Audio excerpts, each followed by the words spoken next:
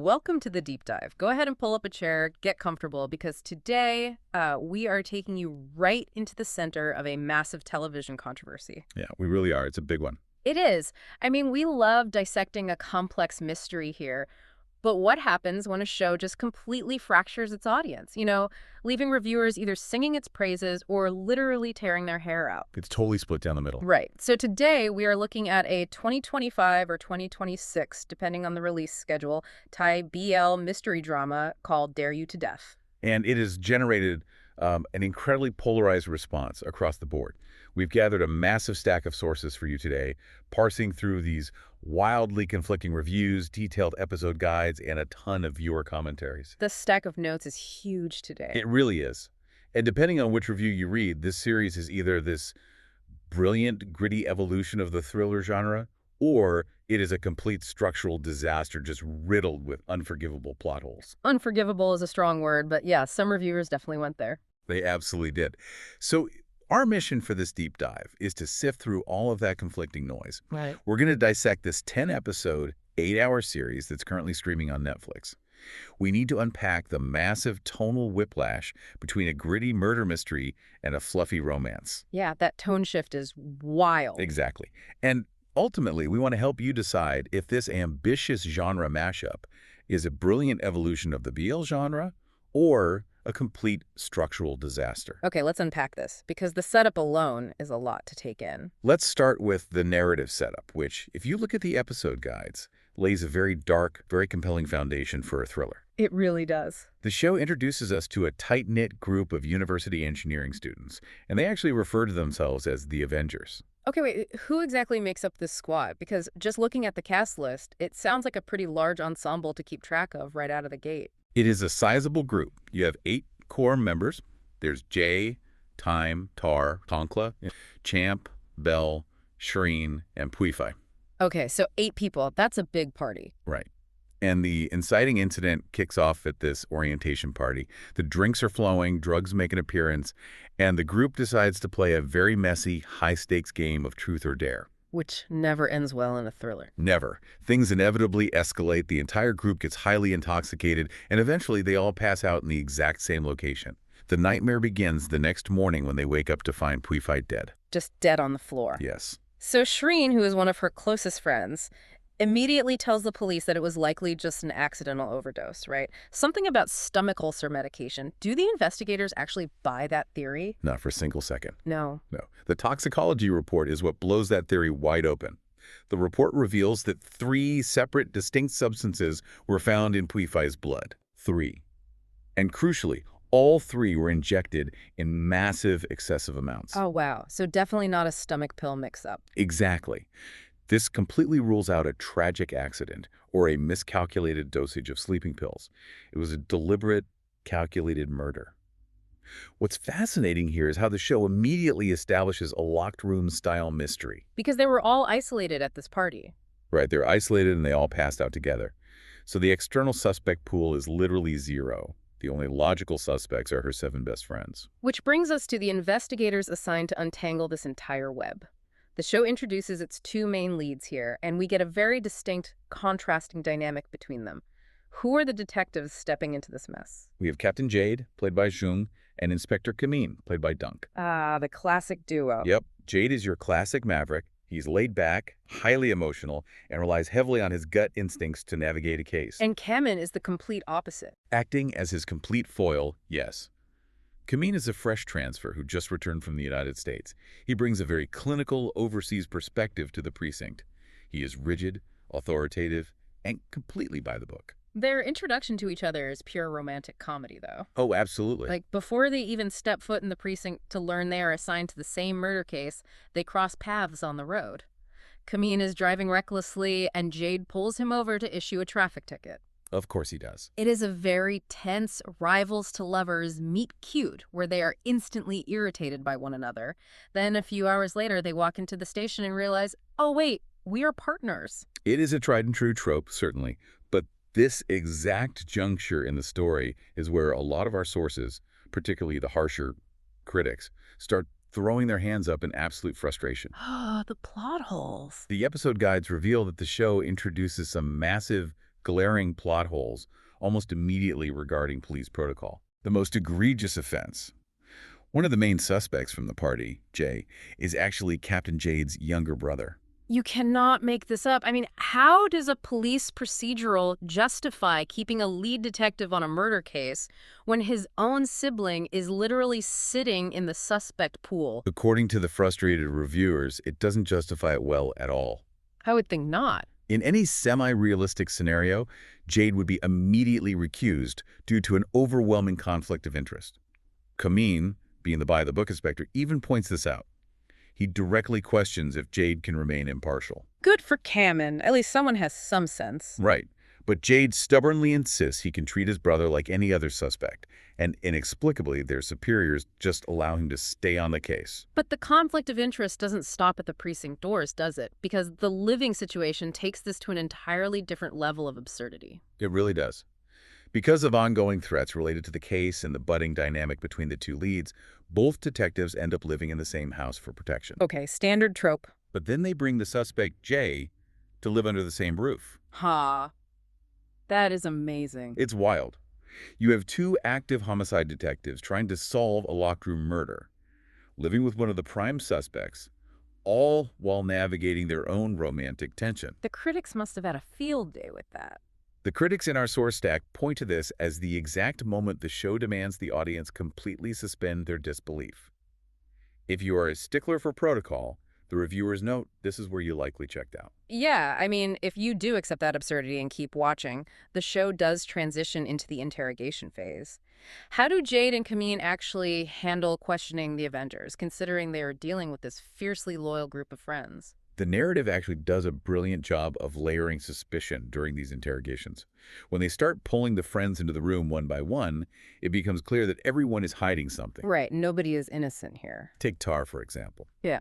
During his interview, Kamin observes that Tar's body language is completely erratic. He's jittery, sweating profusely, shaking.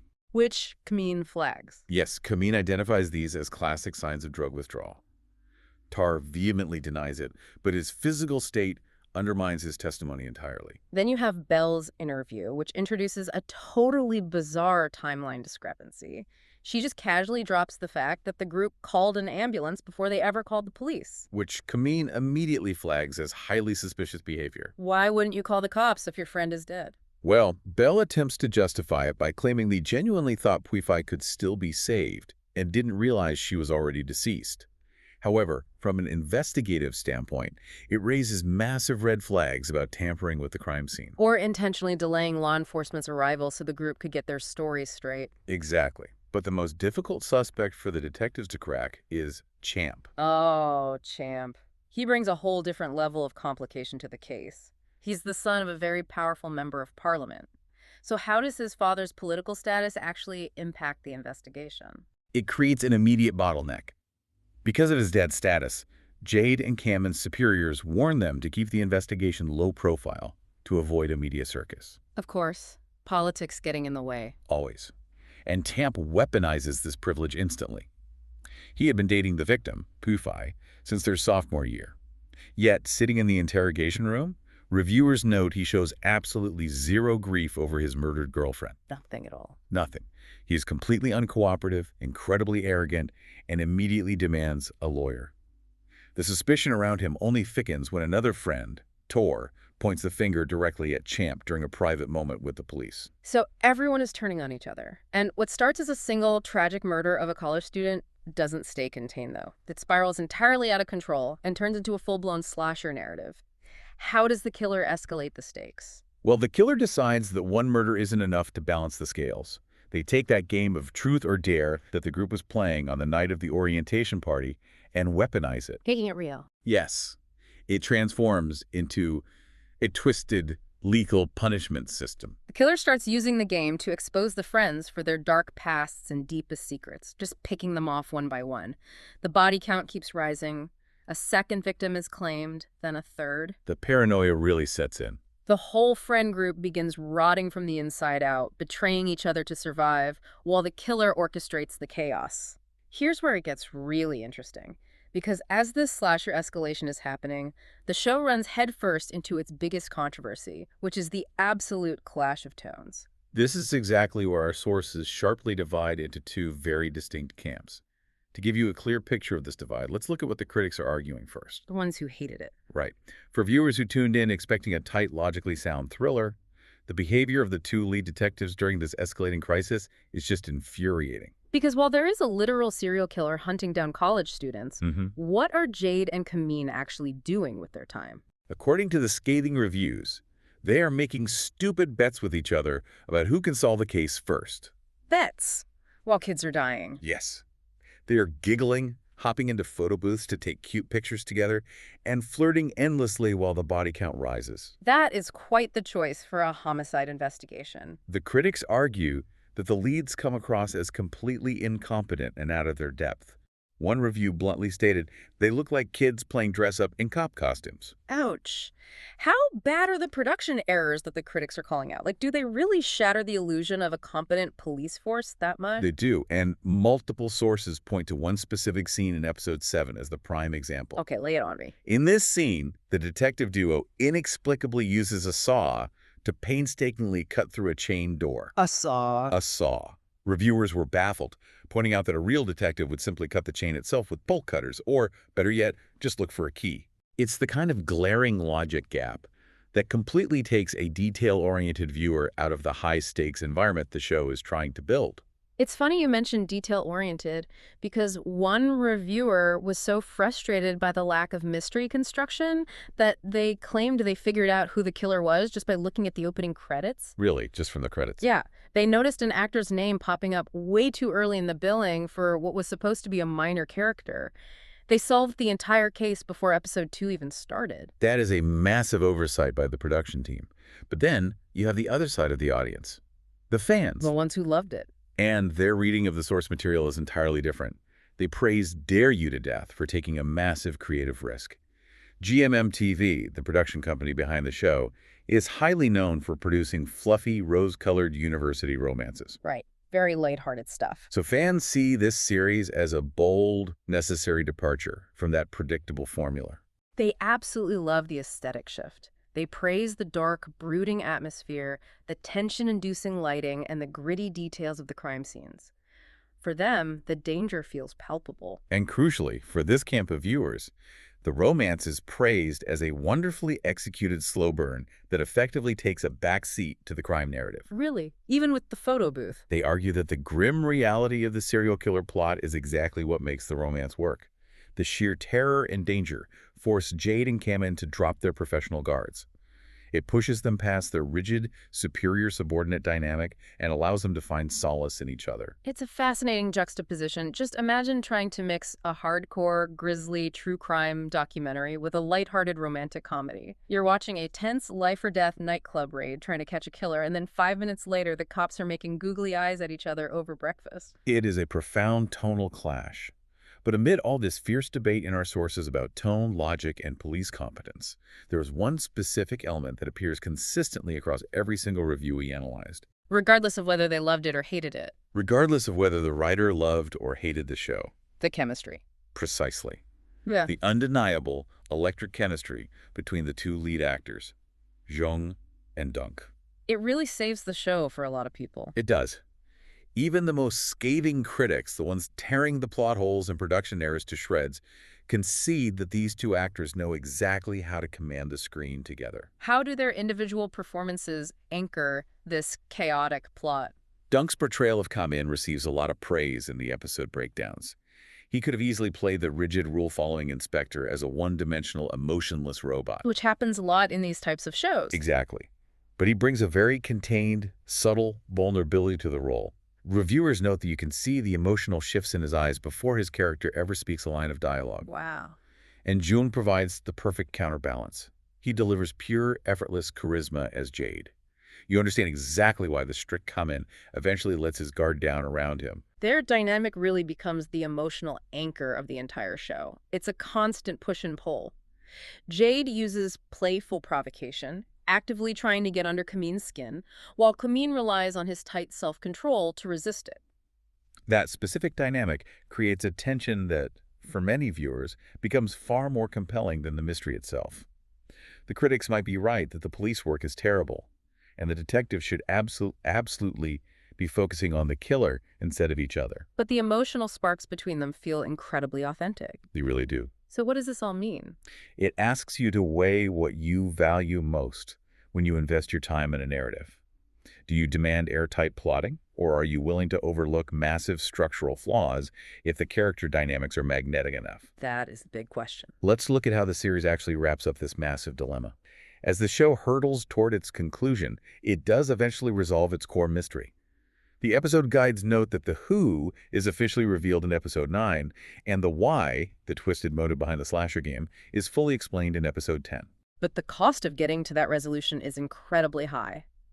By the end of the 10 episodes, out of the 8 original Avengers who is actually left standing, Only 3 survive the ordeal: Champ, Shireen, and Jade's brother Jay. that is bleak. And this survival rate brings up another serious critique of the show's structure regarding its themes.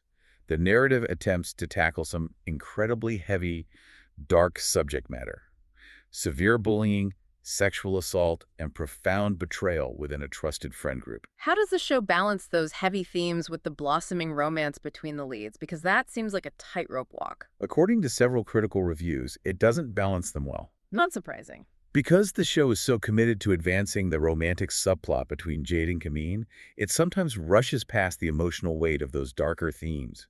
It glosses over the profound pain of the victims just to get to the next romantic beat or the next shocking slasher reveal. Which leads to a finale that some viewers found deeply frustrating. You have this undeniably happy ending for the 2 cops. They get their sweeping romance, they find healing in each other, and they look forward to a future together. Right. But they achieve that happy ending while a massive pile of college students were brutally murdered on their watch.